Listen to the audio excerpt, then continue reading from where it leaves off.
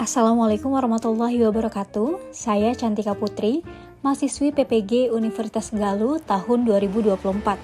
Dalam hal ini saya akan mempresentasikan kampanye praktik baik guna melengkapi UAS Perspektif Sosiokultural dalam Pendidikan Indonesia. Kali ini saya akan membahas 4 hal penting, yaitu Zone of Proximal Development, Scaffolding, penerapan ZPD dan scaffolding, terakhir pembelajaran dan refleksi terkait penerapan scaffolding pada ZPD. Zone of Proximal Development atau ZPD adalah konsep yang diperkenalkan oleh psikolog Rusia, Lev Vygotsky, yang menggambarkan rentang antara kemampuan yang dapat dilakukan seorang anak secara mandiri dan kemampuan yang dapat dicapai dengan bantuan orang lain, seperti guru atau teman sebaya.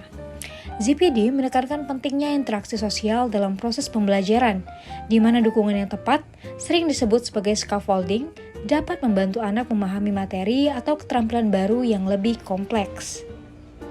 Sementara scaffolding adalah metode pengajaran yang memberikan dukungan sementara kepada siswa untuk membantu mereka memahami materi dengan lebih baik.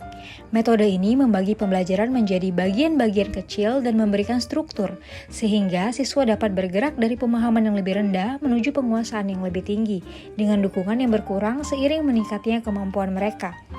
Menurut Jerome Bruner pada tahun 1976, scaffolding adalah proses di mana seorang guru atau teman sebaya memberikan dukungan kepada siswa untuk membantu mereka menyelesaikan tugas yang berada di luar jangkauan mereka jika mereka bekerja sendiri, yang menekankan pentingnya dukungan dari orang yang lebih berpengalaman dan mencapai potensi mereka.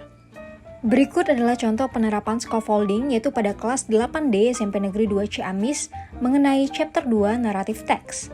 Scaffolding diterapkan pada model pembelajaran Project Based Learning atau PBL agar siswa dapat mengasah keterampilan penting seperti kreativitas, kolaborasi, komunikasi, dan berpikir kritis. Ini juga membantu siswa merasa lebih nyaman dan fokus pada tugas yang kompleks.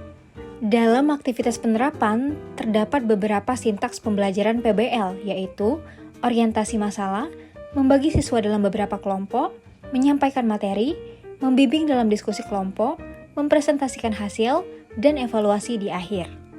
Berikut adalah beberapa hasil yang dicapai dengan scaffolding pada ZPD. Yang pertama adalah peningkatan kemandirian. Ini membantu siswa belajar untuk menyelesaikan tugas secara mandiri. Kedua, pemahaman mendalam. Ini memperdalam pemahaman konsep melalui dukungan yang tepat.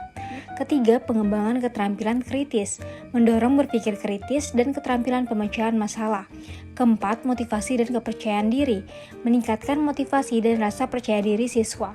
Kelima, kolaborasi sosial, meningkatkan keterampilan kolaboratif melalui interaksi dengan teman sebaya. Keenam, peningkatan hasil belajar, ini membantu siswa mencapai hasil belajar yang lebih baik.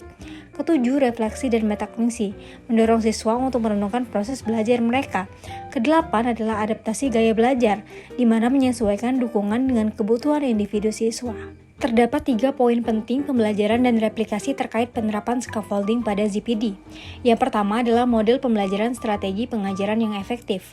Penerapan scaffolding dalam pengajaran melibatkan penggunaan teknik yang mendukung siswa dalam memahami materi yang kompleks, seperti instruksi langsung, alat bantu visual, dan pertanyaan pendorong. Ini membantu siswa untuk mengatasi tantangan yang berada di luar kemampuan mereka saat ini. Kedua, kolaborasi dan interaksi sosial. Scaffolding mendorong kolaborasi antara siswa, di mana mereka dapat saling membantu dan belajar dari satu sama lain. Interaksi ini memperkuat pemahaman mereka dan menciptakan lingkungan belajar yang lebih dinamis dan mendukung. Terakhir adalah pengembangan modul dan pelatihan pendidik.